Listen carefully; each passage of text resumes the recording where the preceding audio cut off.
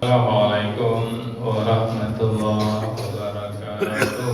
Waalaikumsalam warahmatullahi wabarakatuh. A'udzubillahi minasyaitonir rajim. Bismillahirrahmanirrahim. Alhamdulillahirabbil alamin. Asyhadu an la ilaha illallah. Asyhadu anna Muhammadan abduhu wa rasuluhu la nabiyya ba'da. Allahumma shalli ala sayyidina Muhammad wa ala ali sayyidina Muhammad. Ibadallah, ittaqullah haqqa tuqatih wa la tamutunna illa wa antum muslimun. Faqala ta'ala fi kitabil karim, a'udzu billahi minasy syaithanir rajim. Bismillahirrahmanirrahim. Ya ayyuhallazina amanu, wahai orang-orang yang beriman, la ta'kulu amwalakum bainakum bil batil. Janganlah kamu saling memakan harta sesamamu dengan cara yang tidak benar. Illa an takuna tijaratan antara di minkum, kecuali dalam perniagaan atas dasar suka sama suka di antara kalian. Wala taqtulu anfusakum, dan janganlah kalian membunuh diri kalian. Innallaha kana bikum rahimah. Sungguh Allah adalah Maha Penyayang kepadamu. Al-Quran Surat An-Nisa ayat 29. Bapak Ibu serta anak soleh dan solehah yang kami banggakan, bersyukur kita kepada Allah kembali dengan izin dan rahmat Allah kita mampu mengawali hidup kita di masjid ini.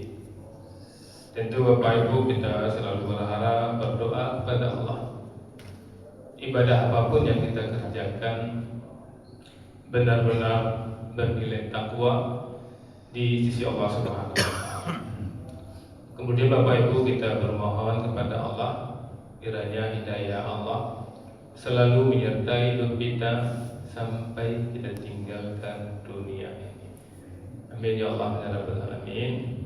Bapak Ibu serta anak soleh dan soleha penduduk surga yang masih berada di dunia yang dimuliakan. Amin. Kita lanjutkan hikmah dan pelajaran dari suci Al-Quran seperti yang dibacakan tadi. Sekarang kita masuk surat An-Nisa ayat 28. Ya, tidak terasa Bapak Ibu, cepatnya waktu ini berjalan Bapak Ibu. Kita lihat Bapak Ibu, ayat 27-28 dah kita sampaikan sebelumnya, di mana Allah menjelaskan bahwa Allah ingin memberi keringanan kepada manusia karena Allah tahu betul bahwa manusia ini betul-betul lemah. Allah buat syariat, kemudian Allah menerima taubat kita. Kita lihat di ayat 27, Allah ingin menerima taubatmu, itu kata Allah. Maka jangan sampai kita menunda taubat. Ini bentuk kasih sayang spiritual dari Allah Subhanahu wa Ta'ala. Kemudian di ayat 24, Allah ingin meringankan bebanmu. Akan sayang kali Allah pada kita. Ini kasih sayang dalam bentuk hukum Bapak Ibu. Buat salah, kalau tobat Allah terima tobat. Sekarang kita masuk ayat 29, di mana Allah ajarkan cara menjaga harta kita. Dan tidak hanya menjaga harta, juga Allah menunjukkan cara menjaga jiwa kita. Kembali ini kasih sayang ekonomi dan kasih sayang sosial. Jadi kita lihat Bapak Ibu hikmah berpenggalan ayat. Pertama, ya ayyuhallazina amanu, wahai orang-orang yang beriman. Sering kami katakan di mana panggilan ya ayyuhallazina amanu adalah panggilan mulia dari Allah Subhanahu wa Ta'ala. Jadi ini bukan panggilan biasa Bapak Ibu. Maka setiap kali Allah memanggil dengan sebutan ya ayyuhallazina amanu, itu artinya Allah menghargai imanmu. Ya Allah tidak memanggil kita dengan wahai manusia, tapi benar-benar wahai orang-orang yang beriman. Sama ketika guru mengatakan wahai murid yang cerdas, wahai murid yang rajin, itu lain itu Bapak Ibu, penerimaan seperti itu. Tapi ketika Allah mengatakan seperti itu, tabiat ayat ini Bapak Ibu akan datang perintah, akan datang larangan penting. Maka di sini pembuktian iman. Jadi kalau ada ayat ya ayyuhallazina amanu, kita harus perhatikan, kita dengar dan sami'na wa ata'na. Ini pembuktian iman. Jadi kalau kita ingin tahu kita orang beriman atau tidak, lihat ayat ya ayyuhallazina amanu, apakah sudah kita ikuti atau belum. Nah, di ayat 29 ini Allah memanggil orang yang beriman. Apa yang Allah katakan?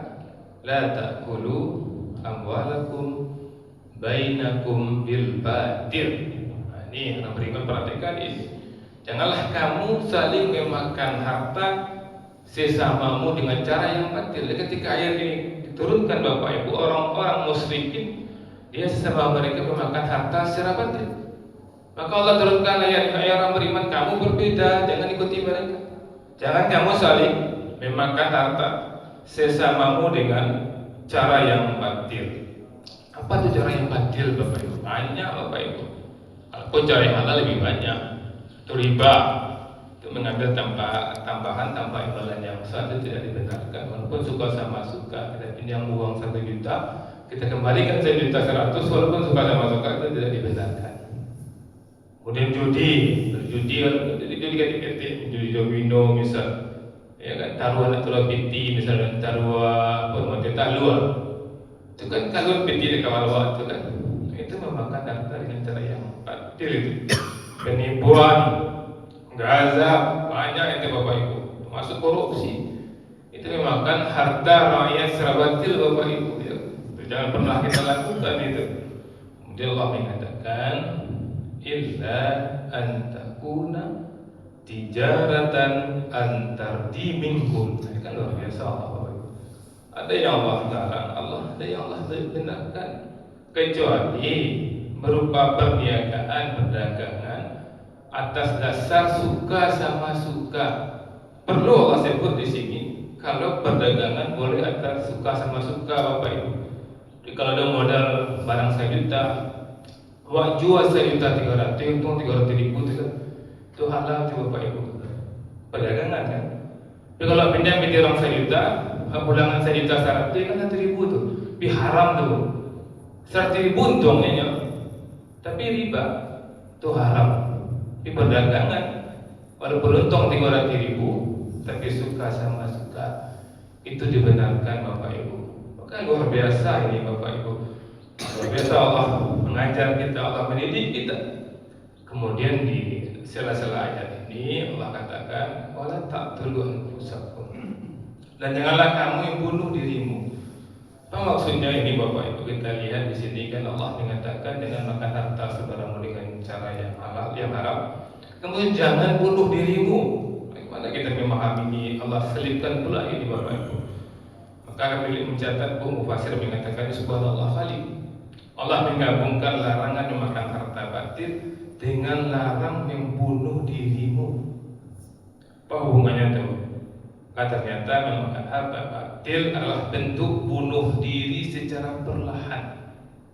Ya, orang yang korupsi dia sedang membunuh dirinya, membunuh ketenangannya, membunuh keberkahannya, membunuh kebahagiaannya, dan pasti membunuh akhiratnya.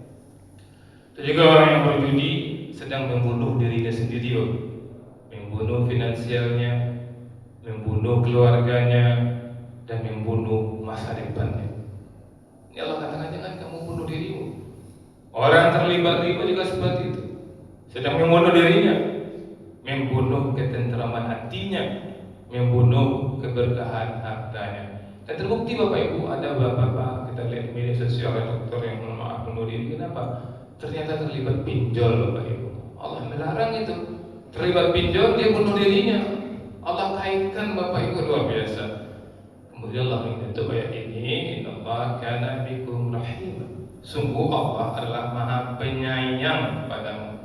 Ayat ini ditutup dengan nama Allah Ar-Rahim, Maha Penyayang. Maka ini adalah penutup ayat yang sangat indah dan penuh dengan hikmah. Bisa kita ambil kesimpulan sedikit Bapak Ibu, larangan-larangan ini adalah bentuk kasih sayang Allah.